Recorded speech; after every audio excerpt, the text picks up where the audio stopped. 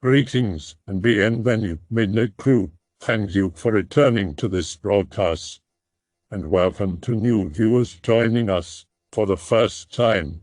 If you like a video, then feel free to subscribe. Tonight we have a thread from deep within the archives from 2008, where anons wrote stories not knowing that they would be viewed 16 years later. I don't know what to do anymore. I'm so scared and I can't trust anyone. I went camping about 3 weekends ago in the Huntsville National Forest in Texas. Me and 3 friends that came home for the weekend. They're all in college and usually we all get together at least once a year. Old friends from high school. For the camping trip, we plan to go backpacking deep in the forest, live off of fish that we catch and animals that we can trap. We have been doing this for a while in Texas and in numerous places, Arizona, Colorado, if anyone is familiar with the Spanish peaks there, New Mexico, so we're pretty much used to anything you'd encounter out there. It was my turn to pick where we went camping, so I chose Huntsville. More accurately, it's Huntsville, New Waverly. So we drive up there, park our car in a camping park spot and start walking off into the forest. We had some laughs along the way, everyone catching up with each other's lives. We walked until it started to get dark and set up camp where we stopped. Everyone gathered wood to make a fire and we set our tent up. And we do what we always do, try and scare each other with weird stories. Around this time we started to smell something very faint. It was noticeable, but not overbearing. We couldn't put our finger on what it was, so we just carried on. Mike had to go piss and he walked off in the forest. A second later he comes running back, pissing all down his jeans like he'd missed really bad. Immediately we all crack up and throw some jokes at him. Then we noticed that he was white as snow and trying to catch his breath. He starts screaming for us to follow him and runs off.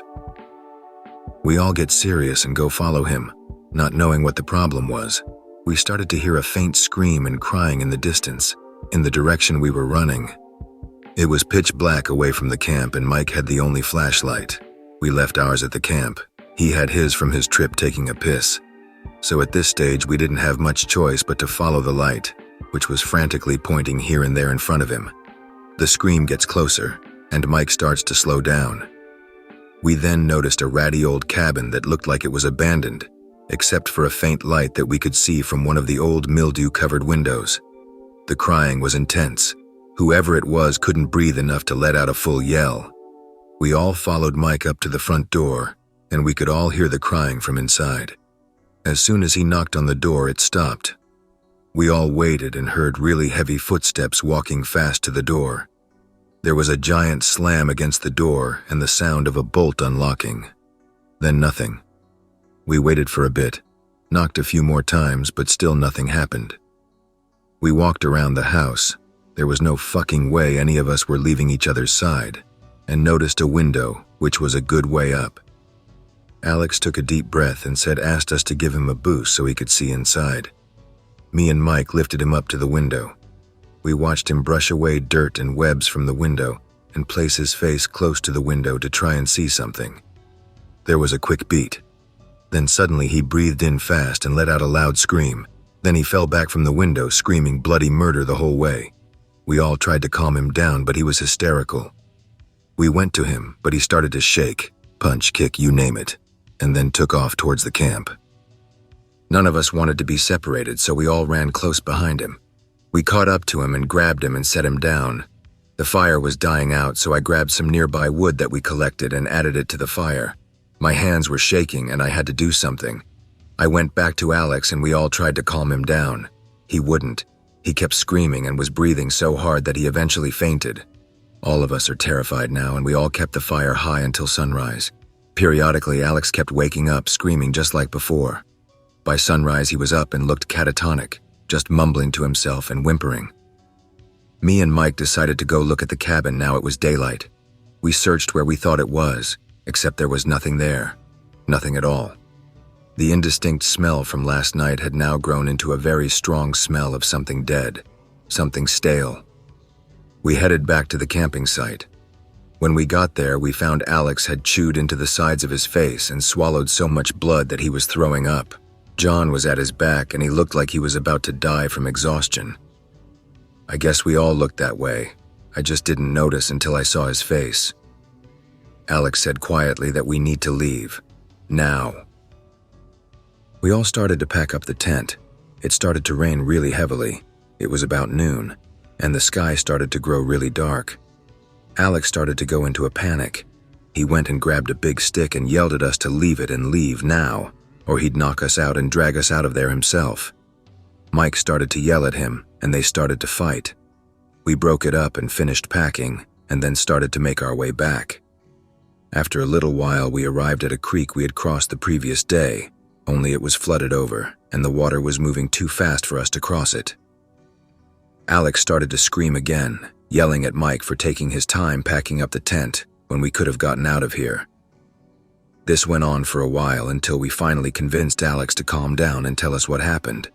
He said as soon as he put his face to the glass, a face on the other side did the same thing and started to smile really big. It had dark eyes and a dark mouth, which was much bigger than Alex's, as the smile got as large as it could. A giant shadow behind it swung something down and sliced its face off. The face was stuck to the window, and he said it started to laugh quietly as it slid down.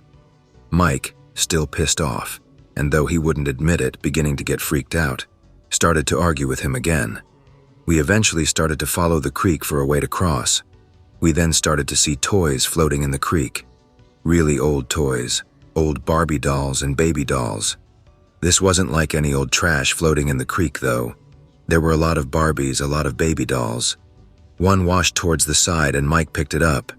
It had some kind of voice chip that was dying and started to say some gurgling words we couldn't understand, followed by its sad excuse for laughter. Then it sounded like it was whispering.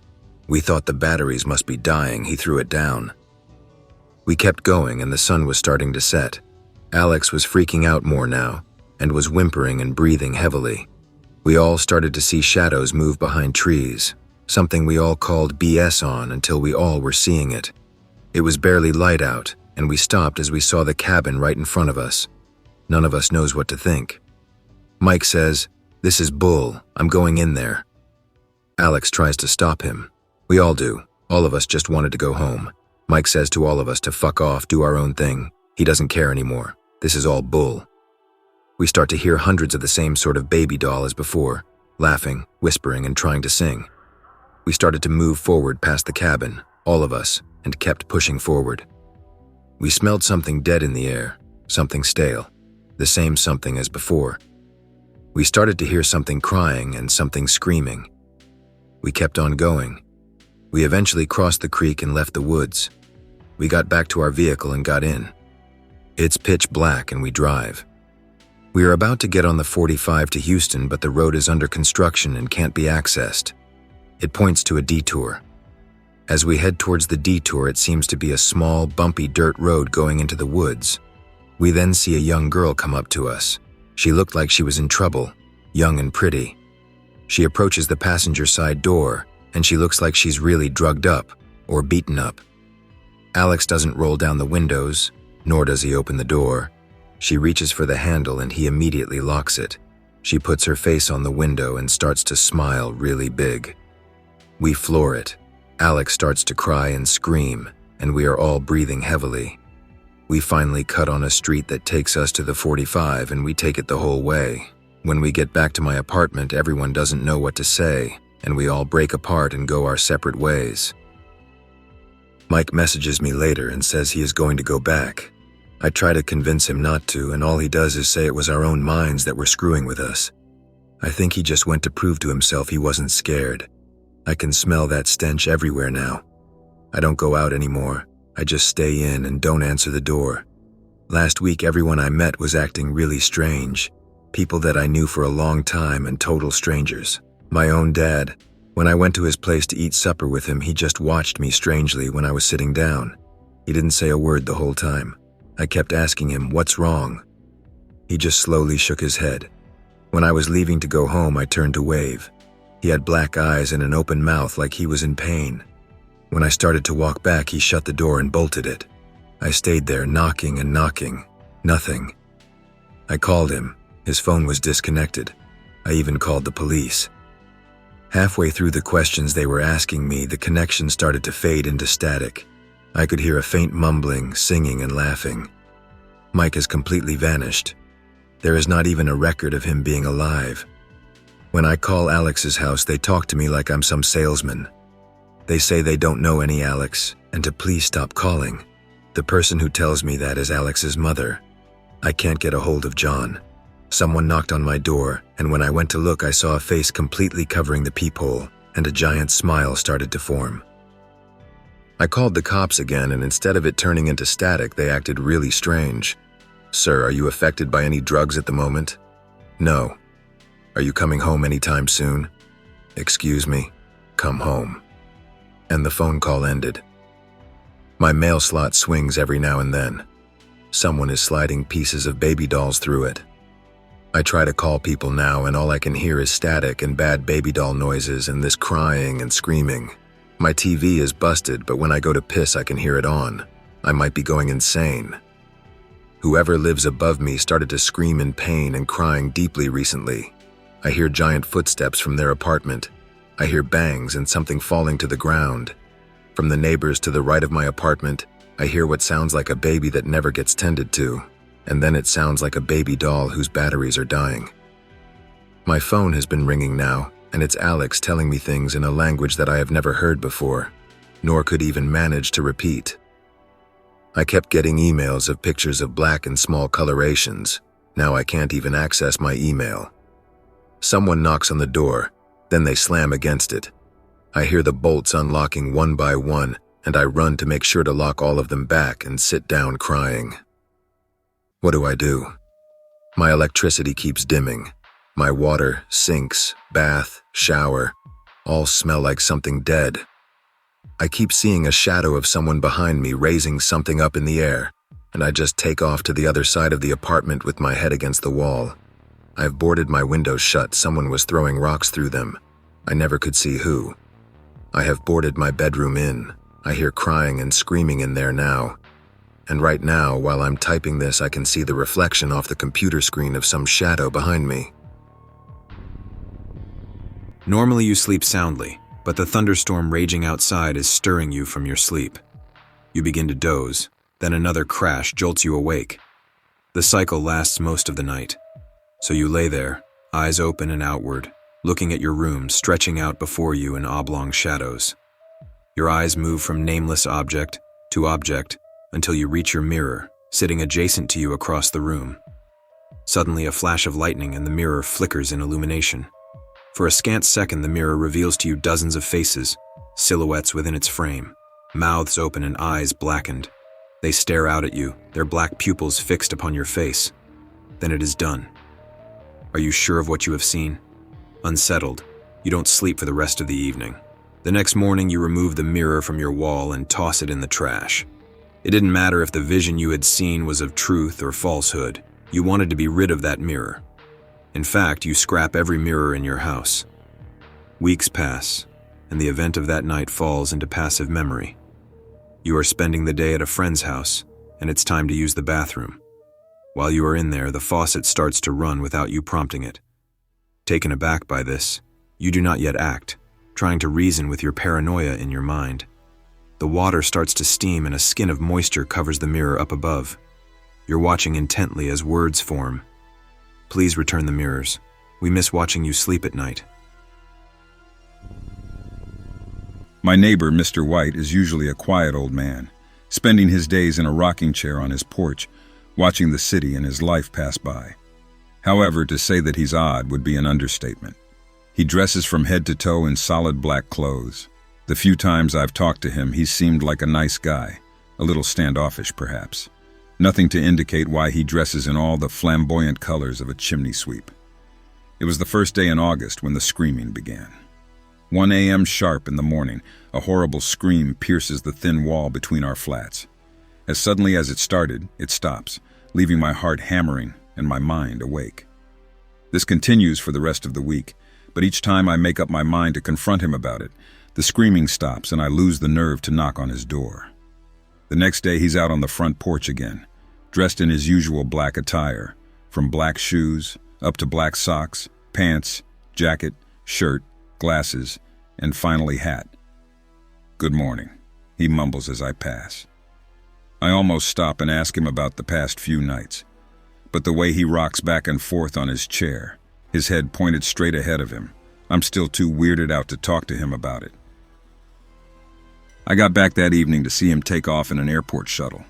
Now, I haven't seen Mr. White leave his house in the 2 years I've lived next to him, but I figure his sudden departure simply means it'll be that much easier for me to get some sleep. Unfortunately, as soon as I get settled down into bed, I hear a new noise, a noise I hadn't noticed earlier. My bed lies against our adjoining wall, so I can hear water running in the pipes whenever he has the faucet on. As I lie there, I can hear water rushing. 2 hours and no sleep later, I realize that the noise from the pipes is even more disruptive than the screaming. I figure I'll do us both a service and shut the running faucet off. So I dress, grab a few supplies, and head over to his door. I've lost my keys enough times to figure out how to jimmy a lock, so I shove a couple of paper clips into the doorknob and wiggle them around a bit. Soon enough, I hear that soft click and enter his flat. The place is in shambles, like somebody had been running around knocking everything over. Books and magazines litter the floor, and half the furniture has been knocked over and shoved against a wall. I head toward the sound of running water and enter Mr. White's bathroom. Blood everywhere. The walls are covered in blood. The bathtub has blood running down into it, and the edges of the sink have bits of bloody hair and flesh around the edges. I turn off the faucet, and then turn myself to get the hell out of there. And that's when the fucking lights go out. Pop goes the bulbs in the bathroom. I flip out and bolt out of there. That's when I make the mistake of looking behind me. From the gloom of the bathroom, I see that there's something watching me, its eyes reflecting some unknown light. I don't really remember the next minute, but the next thing I know, I'm standing in my own bathroom, in my own apartment, with my pants heavy with my own piss. Some shiny thing in the bathroom looks like eyeballs, and I piss myself. I take a shower and go back to my bedroom to grab some new pants, but as I'm putting them on, I look out the window. It's fucking watching me, its eyes aglow in the darkness outside. I scream and almost ruin my second pair, but a moment later they're gone. I call myself a dumbass for falling victim to my own imagination and go to the living room. Sleep's out of the question, but maybe I can kill my fear with some horrible late-night television. Everything's cool for the first hour and a half, then a commercial comes on where the background is black. You know how you can see your reflection on the TV when the screen is dark? Well, I see me. I also see the eyes glowing at me from the darkness behind my couch. Frozen to my chair, I watch them watch me. Never moving, never blinking. The beast in the shadows has me steady in its gaze. I snap out of it suddenly, doing a half-flip, half-barrel roll away from the couch and onto the floor. Of course, when I look again, they're gone. This shit's too crazy for me. My last bastion of defense lies in my copious alcohol collection. Practically sprinting to the kitchen, I grab a bottle of something strong and fill the glass. Glug, glug, glug, raising the glass over my lips and above my head until it's empty. But there's something else in the bottom of the glass. I see those fucking eyes again. I slam the glass down and catch a glimmer of light as the beast takes off down my dark hallway. Shit, shit, shit, shit, shit. 5 minutes later, all the lights in the house are on, and I'm decked out in a flashlight and a kitchen knife. Well, I should say all the lights are on but one. The hallway light died as I flipped it on, giving a soft puff of bulby death. At the end of the dark hallway lie 2 doors, a closet, and the door out of my apartment. It's time to get there or die trying. I creep down into the increasingly dark corridor, my flashlight and knife a foot in front of me. The goddamn closet door's open. I think I see the beast's eyes again as I near the closet, but it's just the latch on the door. I reach the closet door. Breathless, I pull the knife back and get ready to strike. Ha! Is my battle cry as I turn the corner. Nothing. No beast and no beastie eyes. I close the closet and continue to the front door, resolute in my escape. That's when I notice another thing wrong. The outside light usually seeps in through the crack under my door. Fuck. So close and more shit happens. Playing it safe. I edge up to the door and peer out the eyepiece. 2 glowing eyes look back at me. I scream for the third time that night and go running back up the hallway to the light of the living room, leaving the knife and my only flashlight lying by the front door. There's no escape. I get ready to barricade myself in a corner. I grab the TV cabinet and began to push it toward the center of the room. It's watching me, the space between the wall and the cabinet. 3 fucking inches wide. The beast's eyes glare at me. Its gaze is neither malevolent or friendly, just 2 perfectly round, shining orbs. That's it. I'm done. I collapse backwards onto the floor and back away to the wall, watching the eyes. Watching the eyes watching me. Watching the eyes watching me watching it. I sit there, staring. They don't move, nor do I. The night creeps by second after second, me caught in this horribly twisted staring contest. I just wish I knew what they wanted. If the beast attacked me, if it revealed itself, I could know what I'm up against. I might even figure out how I'll die before it kills me. No. It stays in the crack between my wall and my TV and watches with infinite patience. The darkness outside dissolves into a gray morning, and the eyes begin to lose their glimmer. As the sun lights my living room, the beast retreats, gone into the shadow it came from. To where I have no fucking idea. I pack my things. I'm going away, who knows where, but I'm getting at least 1,000 miles between me and here before night falls again. 2 shots of bourbon wish me on my way as I grab my suitcase and set off for the front door. Knock, knock. Someone get there first. I jump, dropping my stuff and getting ready to bolt back to the nearest corner. Knock, knock. But reason grabs me by the heels, whispering in my ear that the night monster wouldn't be courteous enough to knock before killing me. Slowly I open it. Mr. White is standing there, resplendent in his black hat, sunglasses, shirt, jacket, pants, socks, and shoes. "Good morning, Stephen," he says. "Hi," says I. Say, "Stephen, did anyone go into my apartment while I was gone? There are footprints leading from my bathroom to my door." Notice he neglects to mention what the footprints are formed of. No, Mr. White, I've been in my apartment all night and I didn't hear anything." If you think I'm about to admit to a man that has blood all over his bathroom and a monster living in his house that I broke into his house, then you are very mistaken. "That's good, Stephen. I have many fragile belongings that could easily be destroyed or stolen by a malicious soul. You have a good day." "You too, man." He turns to leave and then turns back to me smiling. "Oh, and Stephen," he says, "I couldn't help but notice bloody footprints leading from my door to yours." His smile gets even wider. He leans in, bringing our faces right next to each other. He removes his sunglasses, revealing 2 empty pits in his face. "I'll be keeping my eyes on you." I can remember being incredibly self-conscious about them, hiding them in my pockets under books and bags. The kids at school never said anything to my face, but I knew they were laughing behind my back. I remember asking my parents to take me to the doctor to get them checked out. The growths on my hands seemed to be the elephant in the room back then, since they'd just say I was fine and changed the subject. But I knew better. I had tried to remove them as a child, but without avail. Scissors, knives, potato peelers, trying to cut or scrape them off was always a lost cause because I couldn't continue once the pain kicked in. But today was different. It's amazing how numb you can get with a couple of tourniquets and a bottle of Jack Daniels. I was originally planning to use a sharp knife, but figured that trying to slice through the tough flesh of the growths would be too arduous in my drunken state. I opted for the slightly more technological plan B. I had to hurry, though. I was already pretty light-headed and was starting to feel dizzy. My hands and forearms, nearly blue from the lack of circulation, couldn't wait much longer either. The whirring of the blender helped to put me in a sort of trance, ready to do what I had wanted to do since I first looked down at my strange deformities. I shoved my left hand in first. The immediate sensation of sharp blades slicing through flesh was jarring, but I was surprised at how well the alcohol was working. I expected it to hurt more. I could hear the sharp metal churning and cutting, working perfectly as planned. I pressed my hand down harder. All those bad memories, all of the embarrassment, all of those horrible things were now nothing more than a thick red pulp. Breaking from the feelings of ecstasy, I pulled out before the blades hit the knuckle. I smiled, taking a good look at my new hand.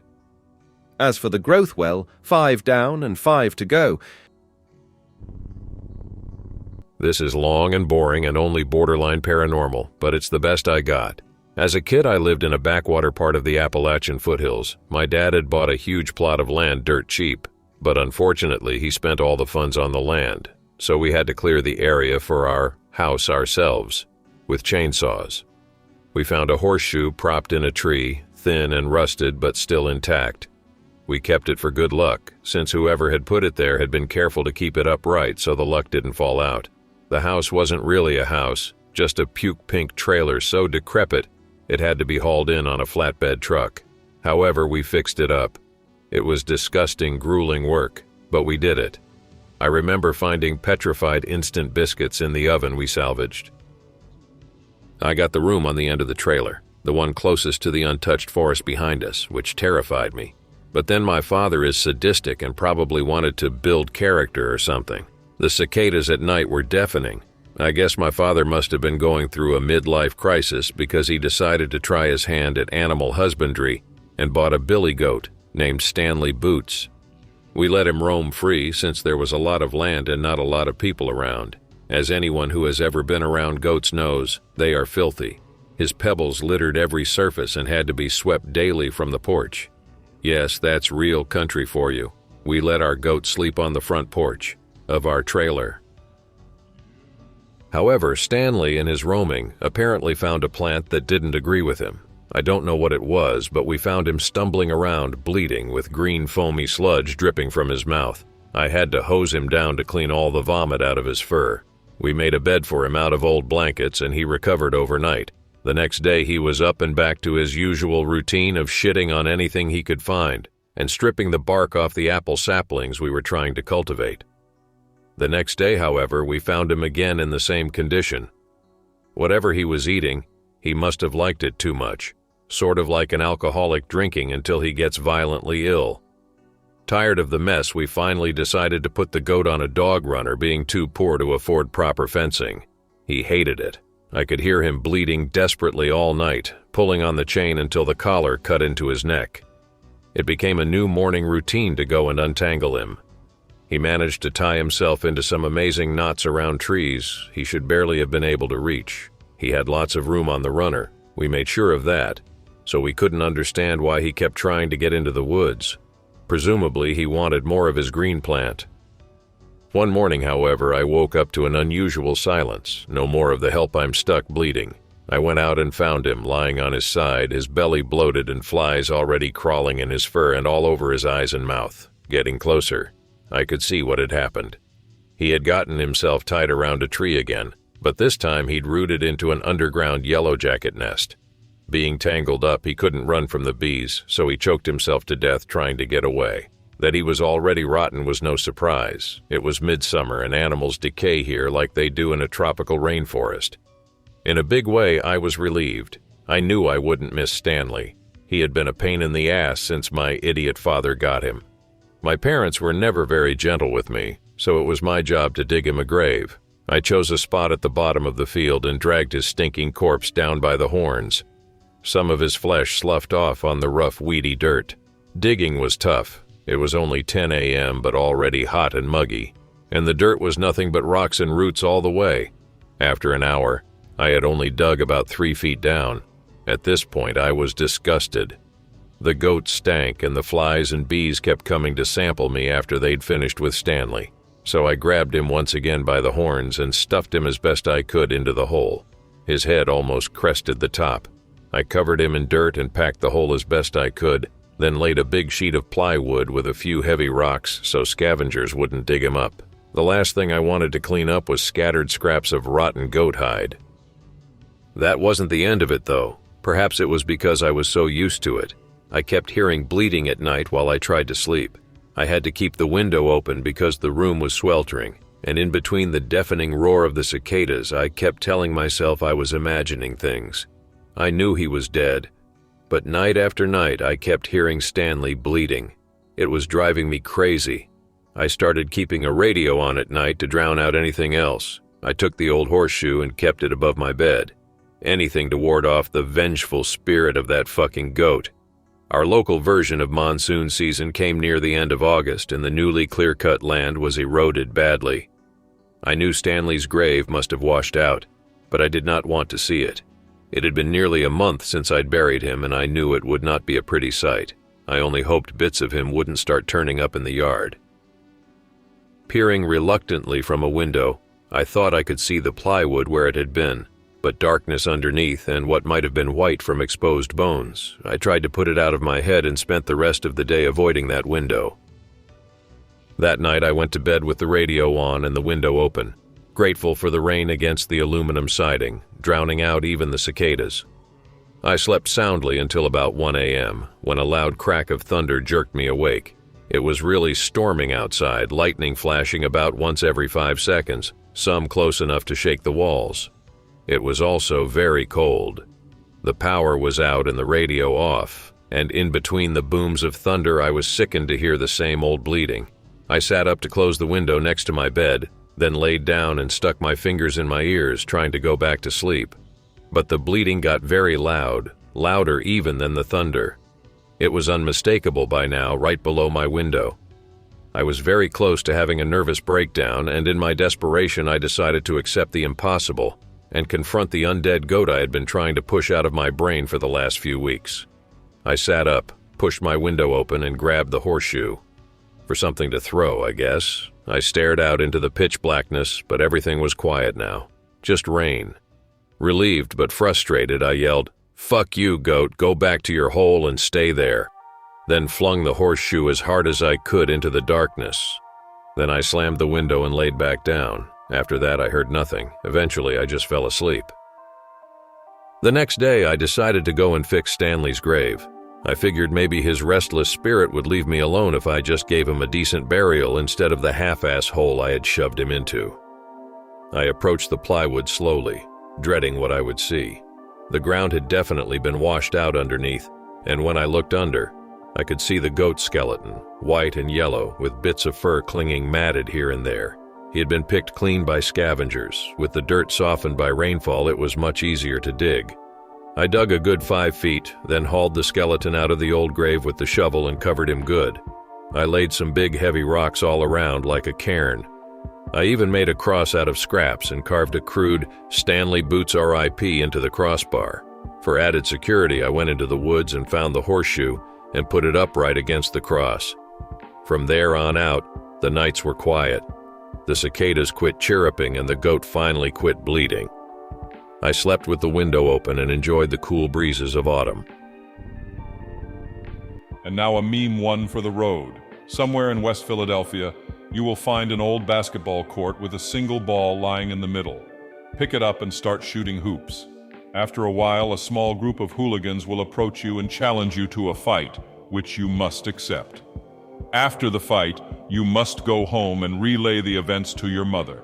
She will then inform you that you have an aunt and uncle living in one of the districts of Los Angeles, and out of fear, she will send you to live there for an indefinite period of time. With your bags packed, go to the street corner and whistle for a cab. The cab that will pull up will bear the word "fresh" on the license plate, and upon closer inspection, novelty fuzzy dice will hang in the mirror. Although you will think that cabs like these are rare, don't say anything about it. At this point, you must point out in front of the car and say, "Yo, Holmes to Bel Air." You will stop in front of a mansion and it will be somewhere between 7 and 8 o'clock, even though it will feel like you've been traveling mere seconds. Get your luggage out and say, "Yo, Holmes, smell you later." But do not turn back to face the cabbie. Walk up to the door, look over your shoulder once, and then knock on the door 3 times. If you follow these instructions, your life will get flip-turned upside down. I hope that you enjoyed tonight's broadcast. If you enjoyed tonight's story, then please subscribe to the channel as more green texts will appear daily. A new broadcast will appear when the clock strikes midnight Central Time.